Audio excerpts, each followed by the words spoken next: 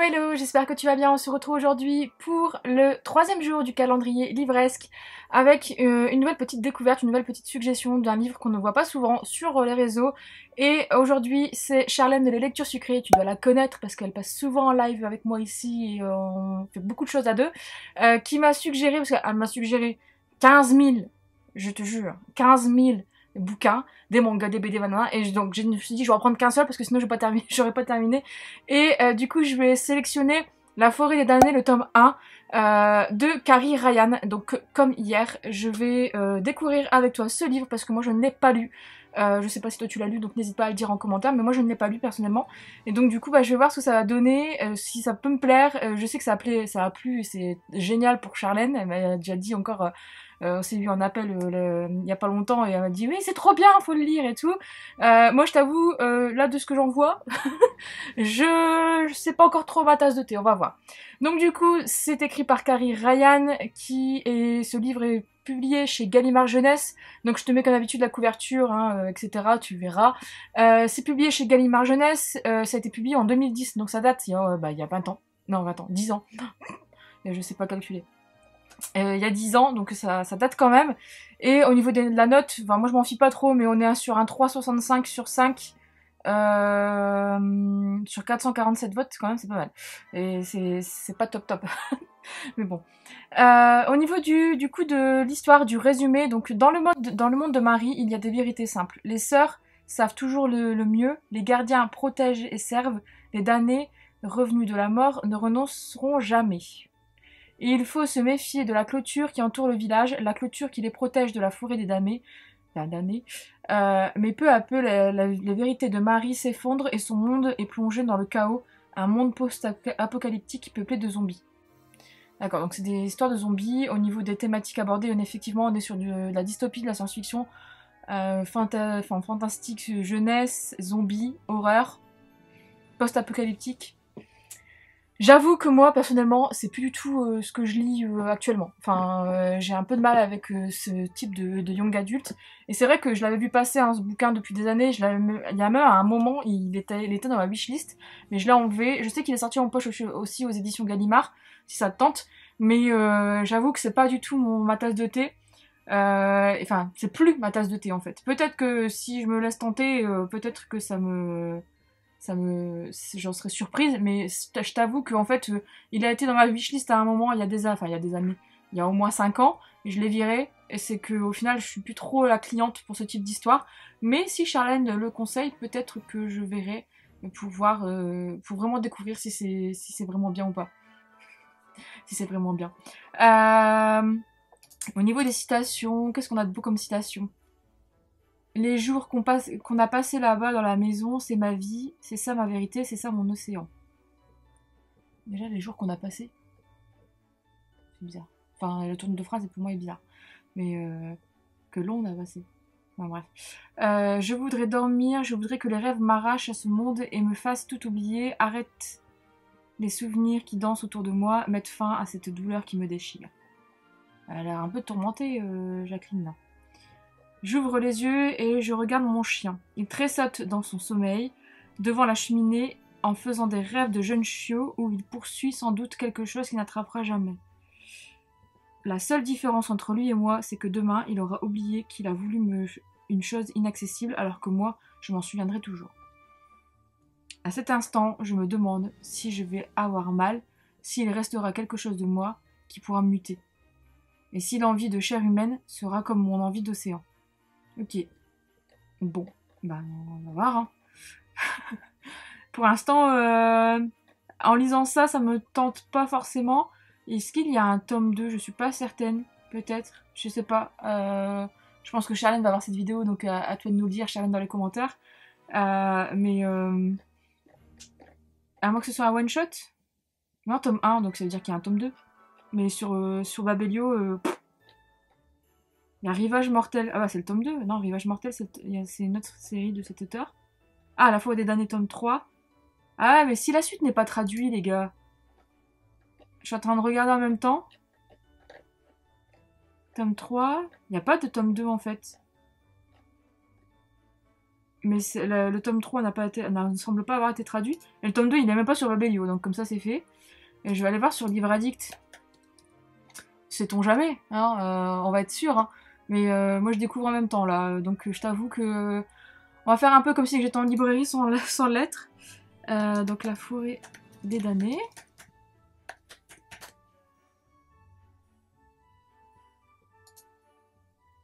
Ah, il y a un tome 2.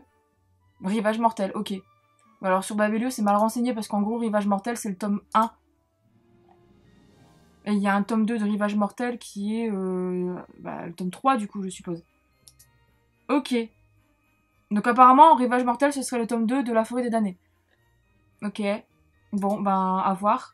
Et je veux pas lire le résumé parce que sinon je me spoil. Mais c'est même pas dans le même monde, à mon avis. Ouais, bon, je veux pas...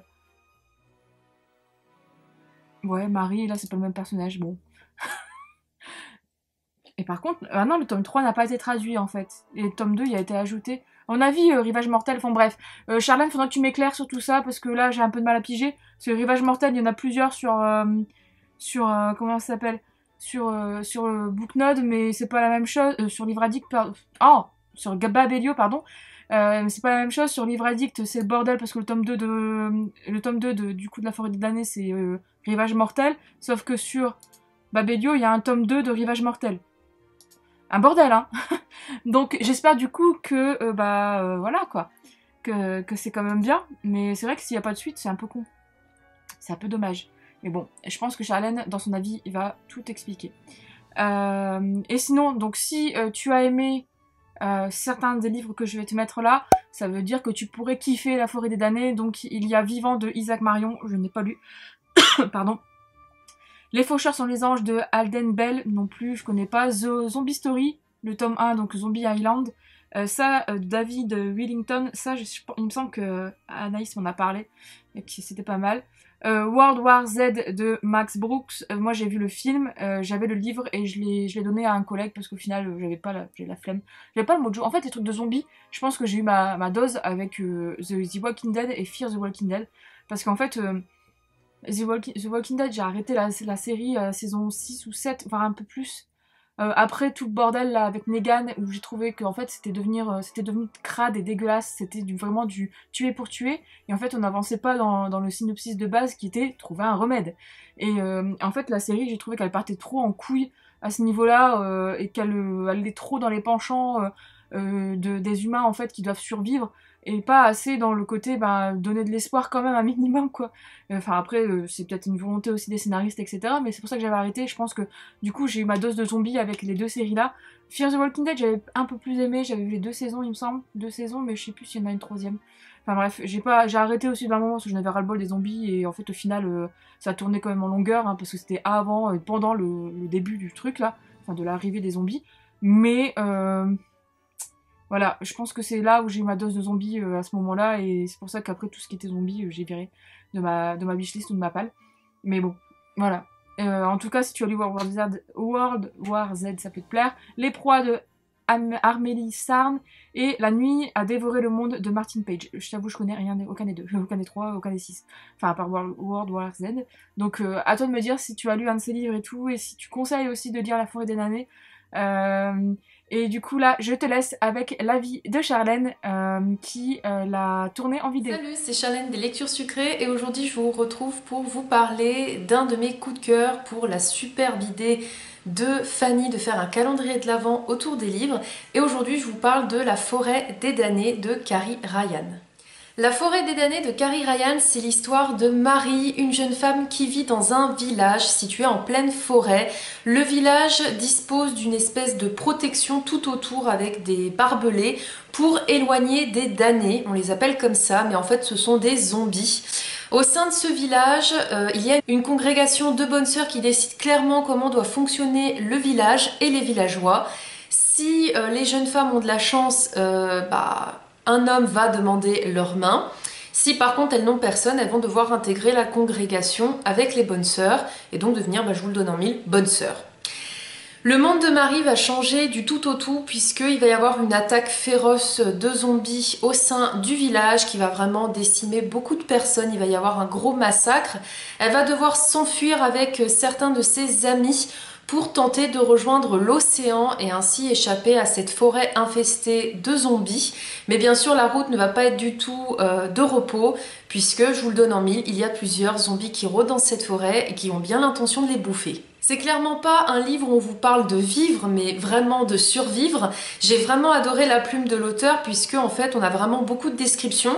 Quand je le lisais, j'avais vraiment l'impression de me plonger aux côtés de Marie tout simplement et de vivre ses émotions et ses angoisses. J'avais passé un excellent moment de lecture, ça avait été un gros coup de cœur.